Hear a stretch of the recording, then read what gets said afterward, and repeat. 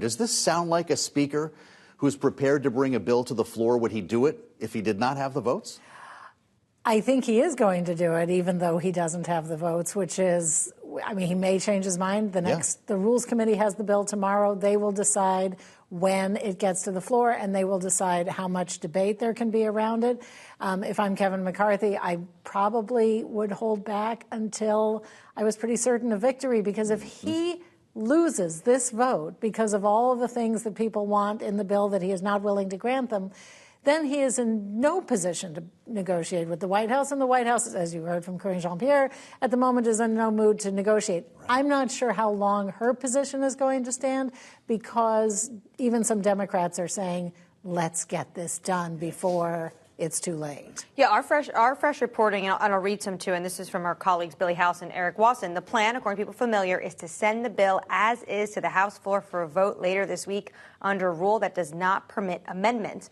So is McCarthy's strategy here, put the bill on the floor? I already told my caucus this is a means to get Biden to the table. It's not the end. This is not what we're going to be voting on at the end of the day, because obviously this has no life in the Senate. And he thinks they're just going to go along with the plan? I guess that's what he thinks. But if he were a speaker who had a lot of power behind him, who had a lot of support behind him, who wasn't elected on the 15th ballot, that could be a good play.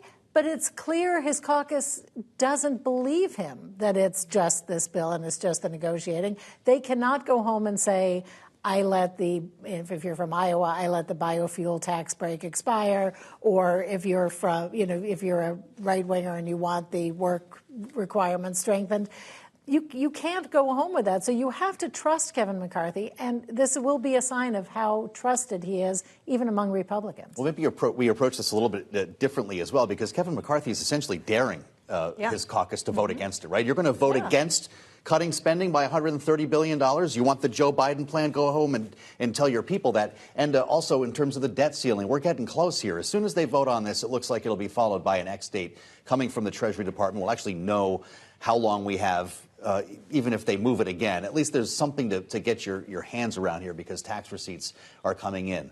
The market's going to start paying attention to this. And Republicans know, as well as Democrats, the economic fallout. If we get too close, never mind, go over the cliff. Oh, I think the markets are already watching this very closely, Joe. There is something called the X date. That is basically when the U.S. Treasury will run out of money to start paying its bills. Now, Goldman Sachs, for example, estimated last week that that date might be sooner than expected. Tax revenues came in around 30% lower than expected. So the famous X date might be in June, even though some people say it might be July. So there's a lot of focus on when that deadline comes, when the Treasury runs out of money. Obviously, that will play into the political process as well. Now, of course, the markets then are watching it. Markets are split two ways. You have those who are sanguine, and they say this is all just popcorn, and the politicians will have this out, and ultimately they'll reach a deal. That scenario is there. But there are also those who are warning that this is quite damaging, and if it really does go to the brink, it's another dent in the U.S.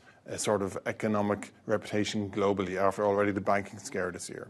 And if I may, one of the problems with this June 15th, July thing is Congress leaves for a 2-week July recess and then is gone for the month of August. And then it's the presidential campaign season is really on, as if it weren't already. And so the calendar is working against them as well. But, and to the same point here, really connecting the politics, the economics, does the calendar potentially push the politicians? So say the Treasury comes out this week and says, actually, we do see the X date is approaching quicker than we expected. The window is narrowing. Is that the time for these politicians to get in a room and to hash it out? Well, I would have thought from the economic viewpoint, if Treasury says X date is literally coming up on whatever day they pick, well, then surely that would concentrate minds, because there is real risk here. Hillary Clinton had a piece in the New York Times today reminding everyone about 2011. But whether, of course, it does actually focus politicians' minds, I defer to Wendy on that one. Well, it's going to focus them, as always, on their reelection, which an economic collapse would hamper. So perhaps they will get on presidential campaign. What a time to jump back in. Not that Joe Biden's out, but we expect a video still tomorrow, right? He's going to do some kind of a launch, whether it be in person, and he's already being criticized for not, and then he's going to put a video together. I thought that's how you did it now.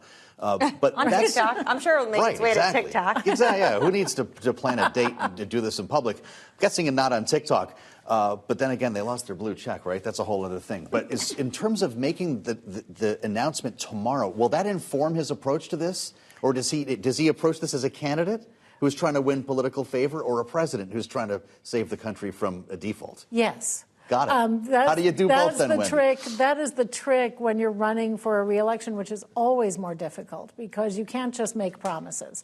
You actually have to run the country while you're running for president.